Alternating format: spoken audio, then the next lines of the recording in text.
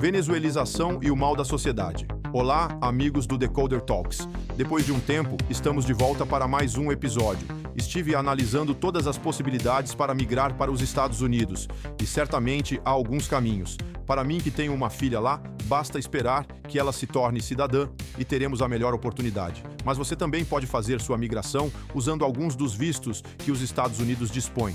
Alguns até levam ao Green Card diretamente. Então, não percam suas esperanças. Há um futuro para todos que tenham capacidade e vontade.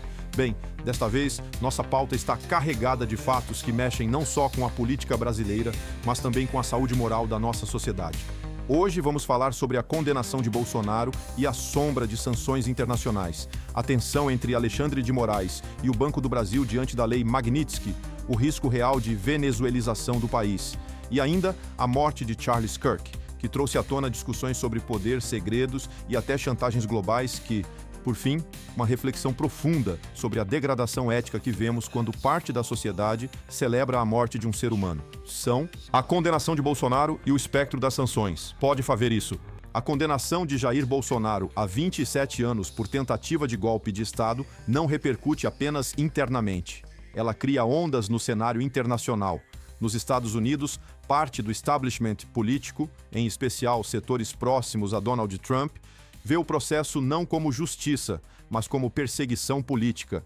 Aqui surge o dilema. Figuras como Paulo Figueiredo e Eduardo Bolsonaro pressionam pela aplicação da lei Magnitsky, que pune violadores de direitos humanos. Acusam Moraes de agir com abuso de poder. Se os Estados Unidos avançarem com sanções, bancos brasileiros e até o Banco do Brasil podem ser atingidos.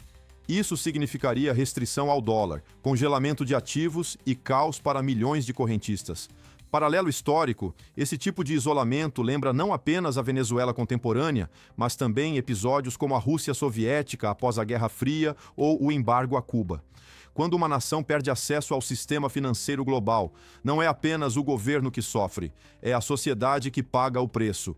A questão central é: até que ponto uma democracia pode resistir quando instituições se tornam campos de batalha ideológicos? A história mostra que repúblicas frágeis, como a de Weimar, na Alemanha, acabaram ruindo não apenas pela economia, mas pela incapacidade de mediar o conflito interno com justiça e equilíbrio. A morte de Charles Kirk e os segredos incômodos. A morte de Charles Kirk, jovem ativista conservador, abalou setores políticos e midiáticos. Ele era conhecido por pressionar pela abertura de documentos relacionados a Jeffrey Epstein, documentos que poderiam expor esquemas de tráfico de menores, pedofilia e chantagens contra políticos e empresários que visitavam a ilha do Epstein. É inevitável que surjam teorias. Charles Kirk teria confidenciado a um amigo que temia ser morto por Israel. Falava-se que nos Epstein Files exporia que Epstein seria um agente da Mossad encarregado de chantagear líderes da América. Essas pressões externas, até de ameaças ligadas a serviços secretos, podem até ter um fundo de verdade. Porém, a questão é que se a Mossad quisesse eliminar Kirk, não o faria na frente de centenas de pessoas. Então, o jovem Tyler Robinson, de 22 anos, até poderia ter uma boa mira com o rifle e ter acertado Kirk com um tiro certeiro. Porém, temos que aguardar a investigação e julgamento. Bem, são narrativas difíceis de comprovar, mas o simples fato de existirem mostra como a confiança nas instituições desmoronou.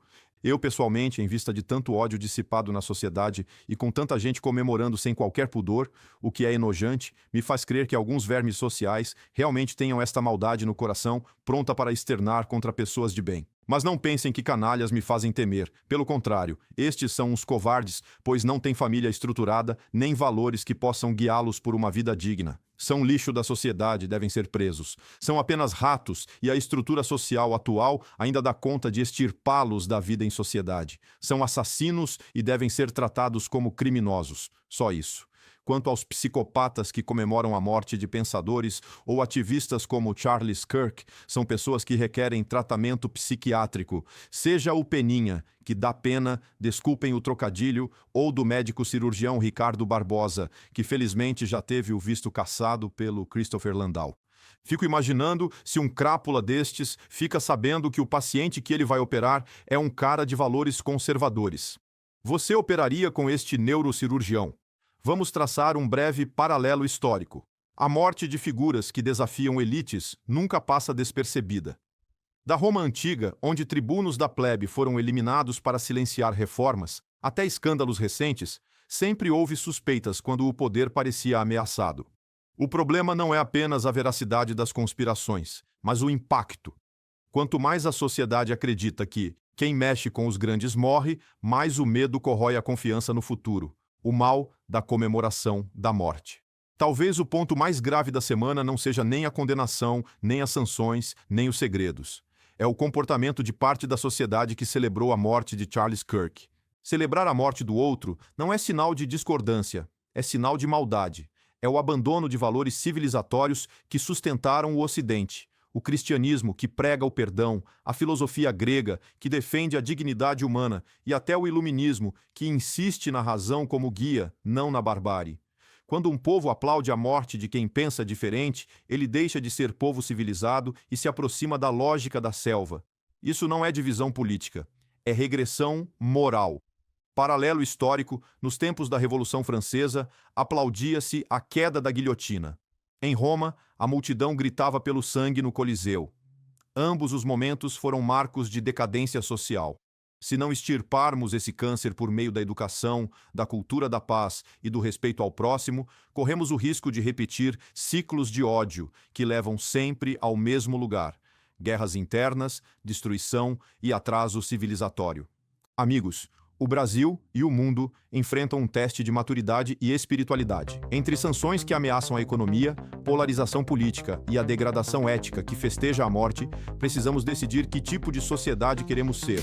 Não basta evitar a venezuelização econômica, é preciso também evitar a venezuelização moral, onde a violência vira normalidade. O caminho está em recuperar a razão, a fé e a dignidade humana. Se inscreva no canal e ative as notificações. Até o próximo Decoder Talks.